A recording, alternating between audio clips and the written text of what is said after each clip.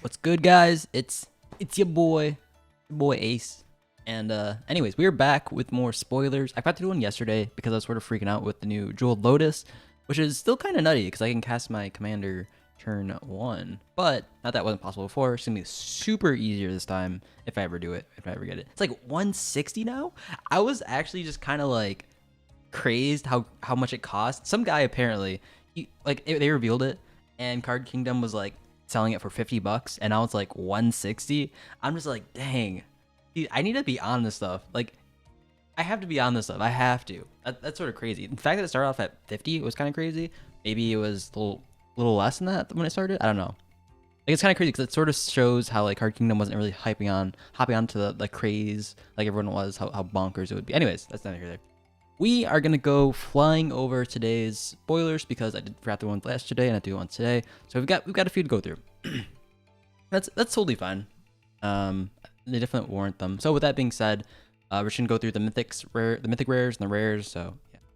Anyways, starting off, we have Livio Oath Sworn Knight, 1 in a white legendary human knight that has 1 in a white activated ability. Choose another target creature. Its controller may have exiled with a divinity counter.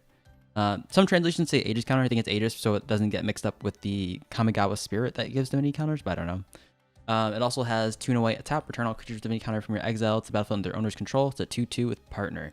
I want to love this so much, but there's just one thing. One wee thing. I think it's just because it has partner, but like this would have been so close to being a good mono white partner or commander if it didn't have partner. Because I think they sort of tried to make up for the fact that it had partner. And because of that, because as a partner, they sort of were like, uh-oh, I don't know if it's going to be too OP. It's white, so we can't give them a few good stuff. Until they opted to not only make the last ability a tap ability, but also the fact that you can't just path to exile people's commanders. Come on, dude. I want my 1 white on my 2-mana commander to be able to like path people's commanders. I mean, you're giving them a land in that case too, right? Like, would that be OP? I guess that would be OP, path the commander.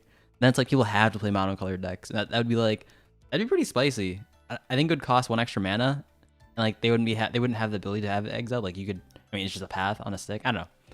I mean, I'm just thinking about, I don't know, some fantasy universe I'm not living in. As it stands, I don't think this card is too good. It's super mana extensive, and maybe if you're playing like this weird blinky deck that wants this, I feel like you could go other ways. Like maybe you want to play something like a Yorion or a Brago. From what it stands, this is just way too mana intensive for like what isn't like a dual colored card. Maybe you want to use it as protection and like a hate bear deck, but other than that, I see like this being hard to use. I can imagine scenarios where it's like, hey dude, you want to exile your commander? I'll protect it and you can get it back later, or something like that, or some super crazy like strong like I don't know, Seaborn Muse, and then all of a sudden they're like, all right dude, can you give me back my Seaborn Muse? And like, what Seaborn Muse? Just completely blank on it just because you or you flash in the freaking what's that girl's name, that chick's name, the Containment Priest. Flash in the Containment Priest, it's like, oops, it got exiled somehow. I mean, that would be kind of deceitful, but you know, it's like it's politics, man. It's politics. Yeah, this card's okay. I don't think it's too crazy. I don't think I would play it, but you know, it's white. What can you expect? Next up, we have Court of Ambition. 2 in a black enchantment, 1 Court of Ambition enters battlefield to become monarch. At the beginning of your upkeep, each opponent pays 3 life, or they discard a card. If you're the monarch instead, each opponent loses 6 life, and unless they discard 2 cards. Watch your step. This card seems kind of bonkers to me, especially in like a control sort of setup where like this is slowly dwindling your opponent's life total. So like usually games last under 10 turns, and so if you think about this, it's like if this comes out if it's 10 turns, if it comes out turn 3, that's like being pretty generous because that's assuming there's no interaction for what is a lot of combos in our game that is Commander. That would be 5 more turns at least until it hits like, and no one's discarding their cards. I'm assuming they won't because people are playing Mana Crypt and they're totally fine with losing life for stuff. That means this is doing like, this is more of a burn spell, and this becomes a card that essentially is a vampiric, or what's it called, fiery vortex, whatever that card is called, magma, I don't know what it's called, that red card. And so it's like 15 plus damage, anywhere between 15 and I don't think people are gonna die from this, but like it's kind of cute. I can see this being played in like Legacy though. That's all right. kind of cute. I think it'd be good in a control deck. I mean, it sort of pays off if you don't have Monarch, right? Because then they just lose damage. It's like, basically, if the throne is calling to give the Monarch back, right? It's a cute little, like, I don't know, little thing going on here. Next up, we have Belby? Cryptid Observer. I don't know how to say that. I'm assuming these are all from, like, lore. I think that's a pretty common thing that's been happening, so. Cryptid Observer. So this is a Golgari zombie elf legendary creature. At the beginning of each player's post-combat main phase, that player adds 2 generic for each damage your opponent has, or each life loss your opponent's loss of the controller of Belby. This is kind of neat. I can see this being pretty stacksy because it gives you a lot of generic mana and you can play a bunch of artifacts. With that being said, it also ramps your opponents if they're attacking each other. Like, people play a bunch of fetches. That's a loss of life. Also, people are playing creatures at times, especially if like in a more stacksy meta where there's a bunch of creatures. This becomes pretty bad for you unless you can really benefit off of the turn 2 Belby or turn 1. But if not, this just becomes sort of like, because it's symmetrical, I don't think it's too good. But it can be pretty spicy. Like I can see a lot of mana getting dumped from this. I don't know what turn 0 creatures you play, or like 0 mana creatures to power this out with, but this seems to be pretty spicy. I think this would be like a cool brew if anyone did this sort of brew. And next up, we have Court of Grace. Now, you guys know I'm a mono white player. Like I hate myself. So I play mono white, right? And I think this card is actually kind of decent for my sake. I don't think it's good for every mono white deck, but I think for a mono white deck like mine, which I've played a bunch on my channel, basically a Pillow 40/control deck. This essentially is like a Pillow 40 card where it creates a 1/1, and if someone does dare take my monarchy, they dare attack me, I can just swing at them with angels later. Assuming I already kept it, of course, but I'll swing at them with 1/1, and then I'll have like a 1/1 to block if this stays up for 2 turns. It's an enchantment, so we can get it back with Hall of Heliod if they want to destroy it, which is kind of nice. The fact that it gets 4/4s is kind of cool too because it protects the monarchy.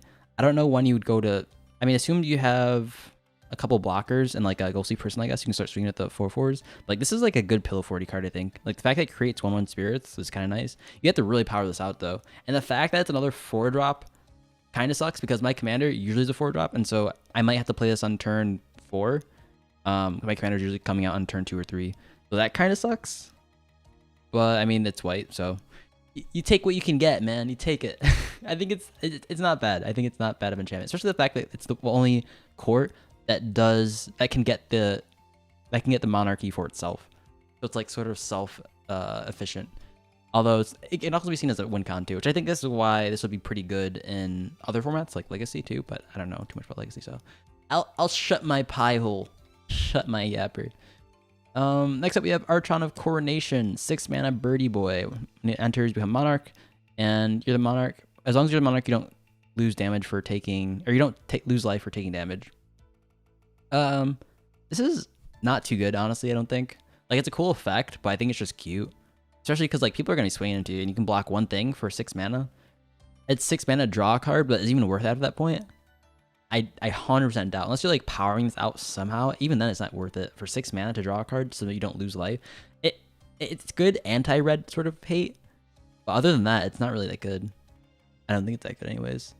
It's kind of flashy, right? For like what a flashy white card should be. It's kind of flashy. I don't know. Next up, we have Jessica's Will, 2 and a red sorcery. Choose one if you control your commander. You cast it, when you cast a spell, choose both. So you can add red for each card and target opponent's hand, or exile 3 cards from your library and play them this turn. This card is spicy. This is a spicy red card. This is something I would assume red would get, like an active impulse or like a dockside, a mini dockside. Especially like when you're playing like a higher power pod. Like people are like honestly, they're sitting there with their greedy little grippers just on their cards, and they don't want to do anything with those cards. So like I could totally see this being like 3 mana ramp 7 or something like that, especially with like a Mystic Remora. Ooh, okay, I don't think you do this, but like imagine you playing to like your opponent's playing to a Mystic Remora. You just like get tons of mana. Like help me think about this. You 100% play this in like a Goto deck, right? I think 100%. Yeah, that's spicy. And they don't draw their counters. They don't draw their counters. That's pretty nice. I dig that. I dig that. Next up, we have Jessica Thrice Reborn, which is, I don't know why is her name like that. So it's 3 mana planeswalker that comes in with the amount of mana counters equal to the amount of mana you played against it. It also is infinite mana outlet that can target anything. Pretty good. And it gives your creatures triple strike, essentially, sort of, in a weird way. Yeah, it's really cool. I think this commander is gonna be competitive, and that's all I gotta say about that. It's 3 mana too, so it comes down early. And it can hit, like, if you're playing against green, it hits a bunch of stuff. If you're playing against blue, I mean, you can just swing in for a lot of damage because, you know, let's be serious. Blue's not going to be swinging with a lot. The fact that it says choose target creature, not target like red creature, something like that, means like even if they give your the gilded drake, it's got like flying and stuff, right? So like you swing this in and you're swinging for some hefty damage against those blue decks. I don't think it's gonna be that good against like black. I mean, it could get like the dark confidants and stuff. Yeah, this card is sweet. I like this card. This card could definitely see play. I definitely expect that. Also, apparently Dargo the Shipwrecker is pretty good.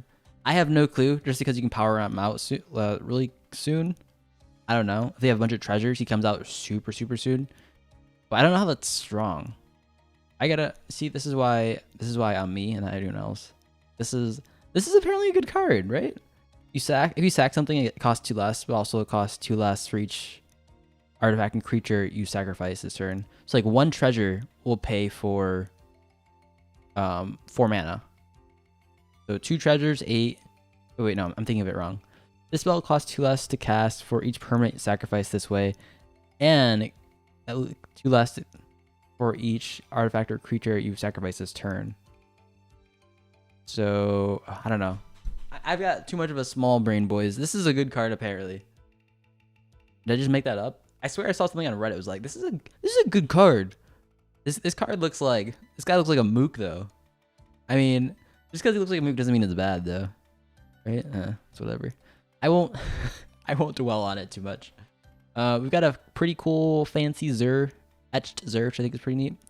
I do like. I don't like the etchings too much, but I do like the new border on the legendary cards. We've got Ragrak, son of Raga. Why does this sound like a Hearthstone card? Or like not a Hearthstone, but like a WoW goblin or something. Kobold warrior. Okay, I did not expect it to be a kobold of any. Like I expected it to be a goblin. First strike, menace, trample, partner, 0/1. So yeah, this is a pretty strong card too. First strike, menace, trample. It costs 0 mana, 2 mana the next time, 4 the next. I mean, it doesn't have any power, but I'm assuming this is sort of like a combo piece in the command zone. I don't know how you use it as a combo piece, so it doesn't like generate any extra like value on itself. I don't know. This is all things I've heard from Reddit, boys. Reddit's always right. Reddit is always right. Next up, we've got this dude. I don't even know what it is. Elegeth, Crossroads Augur, 6 mana Sphinx. Okay, it's not gonna be played too much. If you look at any number of cards while scrying, draw that many cards instead. Ooh. If you would look at any number of cards while scrying, draw that many instead. There's something like a Serum Visions is a draw 3. Isn't that bad? That's not that bad. But I mean, it's 6 mana for this card. And like you're playing blue. I don't think it's worth it, but like it's cute. Like I think other colors or other commanders do things that isn't like this, but like if you want to play to win, I assume, which is something I don't, which is why I play mono white. This is kind of cute. You don't want to play to win. I don't know, boys. I don't think it's gonna be that good. Why would you? You'd have to play a bunch of like scry cards that aren't even like worth it. Isn't there one blue scry card that like has not flashback, like buyback? You just do that a ton, like 4 mana, I think, at sorcery speed. It scries 3. That just becomes that becomes draw 3 with this card for 4 mana, which is on par. Or you can use it for 1 mana. You could play like Teferi's Land or like scries 1. This just draws a card at that point.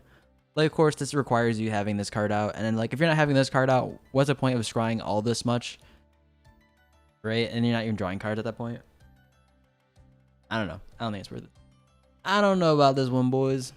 But we've got a super spicy one coming up, boys. I have no clue how this is gonna work because first of all, it seems way too random, and I'm waiting for like the official text on it and like how it works. But we have the Wheel of Misfortune. Each player secretly chooses a number, then reveal those numbers. Wheel of Misfortune deals damage equal to the greatest chosen number to each player that chose it. Then each player who didn't choose the smallest number, then each player who didn't choose the smallest number discards their hand, then draws 7 cards. So this one's weird because it's like, how do you name a number? Like, what's the limit, the bounds? Because like you can just name like a million, right? And then some other player is like, I'm gonna name 1,000,003 or like infinity. But I think infinity is more of like a concept than a number, right? I don't know. What do you a Googleplex? Is it basically like whoever knows the largest number at that point? Not that you should do that because you take damage equal to the largest chosen number. So you just choose. This is super spicy though, right? If you want to be greedy. Wait, no. Wait. Wheel this one deals damage equal to the greatest chosen number to each player that chose it. Okay. So you're punished for choosing the greatest number. Then each player who didn't choose the smallest number discards a card. Alright, so you don't want to be the smallest number, because if you're the smallest number, you're not whaling. So that's kind of interesting. So you don't want to be the smallest number, but you also want to be the biggest number. That's right there. That's some card design. And it sucks too, because like I used to play a bunch of red, and I was like, this is why you play red. It's super spicy and super fun and chaotic. And this is why. This is super spicy. I think this card is like pretty decent, especially in like decks that want to play an extra wheel, which I think is most of them, because it's just like you dump your hand and then you play your wheel. Like the fact that you don't really know if you're actually going to be able to like get more cards is going to kind of suck, which makes it a little more random. But also it's like, it's how they fix the Wheel of Fortune, right? It's also a step closer to like totally dismantling the reserved list. Wait, is Wheel of Fortune on reserved list? Or Wheel of Fortune? I don't even know. Okay, I'm not even gonna bother checking it up. But this card is spicy. Spicy. Next up we've got. All right. Is it worth clicking on this one? I don't think it's worth clicking on this one. Okay, I'm not gonna look at this one. Slash the ranks, destroy all creature and planeswalkers. This is like kind of cute, but not worth. Opener, the last U. What the heck is a U? So 6 mana in not Mardu, is it? White, green. I don't know what color this is. White, green, and black. Vigilance, Reach, Treefolk, Shaman. So it's like not a Carador, but that tree dude. This is like that, but not. When another creature you control dies, return up to 1 target creature with lesser toughness from your graveyard to your hand. So it puts it in your hand. Okay, so it's like a weird aristocratic sort of type thing, kinda. I don't know how you want to play this card. But yeah, that's it for the other day. Now we've got some other stuff. So next up we have Archelos Lagoon Mystic. As long as Archegos Lagoon Mystic, this card is tapped. Other permanents enter the battlefield tapped. As long as it's untapped, other permanents enter the battlefield untapped. This card I think is gonna be pretty good, especially for like stacks players who like want all those colors and stuff. You just play like those lands that like tap for any color as long as a creature you control is tapped, and so basically it just locks your opponents out. One thing I'm kind of curious on is how would you lock your opponents out? You'd have to have like spells that say like tap your opponent's permanents. But then you're free to untap with like all the permanents untapped, right? But this makes like things like bounce lands enter the battlefield untapped. It makes their drawback a lot less worse because it's play the land. Essentially it's like playing land, but also it brings one of your lands back. Not that you'd play it in like competitive manner, but this is like cool. I could see this being in a stacks deck. Next up we have a creature that seems to give a creature +X/+X, where X is the number of creatures you control. I don't even speak Spanish, but it is greatest power among the other creatures you control. Okay. It's a very Gruul smashy commander. This is such a bland design though, I think. She gets X, where X is +X/+X in terms of X. Yeah, this is kind of bland.